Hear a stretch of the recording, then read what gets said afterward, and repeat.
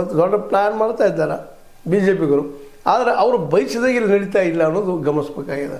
ಯಾಕಂದರೆ ಇಲ್ಲಿ tug of war in between of ಯಾರ ಮಧ್ಯದಲ್ಲೇ ಎಚ್ ಡಿ ಕುಮಾರಸ್ವಾಮಿ ಮಧ್ಯದಲ್ಲೇ, ಅದೇ ಕಾಲಕ್ಕೆ ನಮ್ಮ ದೇವೇಗೌಡರಿಗೆ ಸಿದ್ದರಾಮಯ್ಯರಿಗೆ ಆಗೋದಿಲ್ಲ.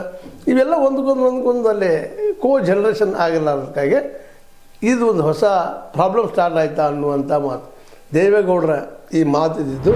ಯಾಕಂದರೆ ನೀವು ಬಂತದ್ದು ಮುಖ್ಯ ಚುನಾವಣೆ ಬೇಸಿರೋದನ್ನು ಈ ತಾಲೂಕು ಪಂಚಾಯತಿ, ಜಿಲ್ಲಾ ಪಂಚಾಯತಿ, ಗ್ರಾಮ ಪಂಚಾಯತಿಗಳ ಇಲೆಕ್ಷನ್ಗಳಲ್ಲೇ.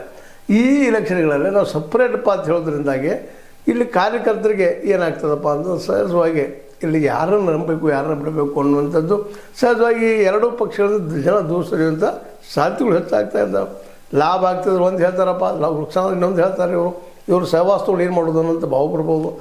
ಅದಕ್ಕಾಗಿ ಬಿ ಜೆ ಪಿ ಇದ್ದಿದ್ದು ಇವತ್ತು ಗಾಬರಿ ಆದಂಗೆ ಆಗ್ತಾಯಿದೆ ಅಂತ. ಯಾಕಂದ್ರೆ ಏನು ಹೇಳೋದು ಈಗ ಕೇವಲ MLA MP ಜೊತೆ ಪರಿಷತ್ಗಳ ಇಲೆಕ್ಷನ್ದಲ್ಲಿ ಅಷ್ಟು ನಾವು ಜೋಡಿ ಇರ್ತೀವಿ.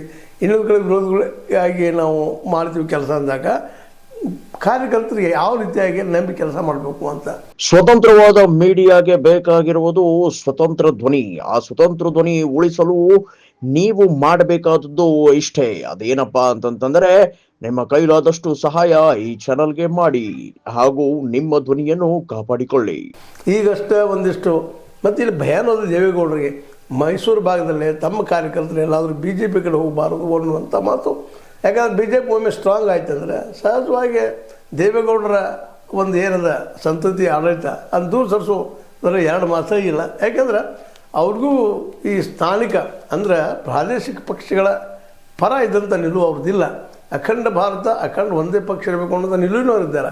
ಹೀಗಾಗಿ ಕಾಂಗ್ರೆಸ್ಸನ್ನ ಅದನ್ನು ಮುಕ್ತ ಮಾಡಬೇಕು, ಭಾರತ ಮುಕ್ತ ಮಾಡಬೇಕು, ಭಾರತದಿಂದ ಕಾಂಗ್ರೆಸ್ಸನ್ನು ಮುಕ್ತ ಮಾಡಬೇಕು ಅನ್ನೋಂಥ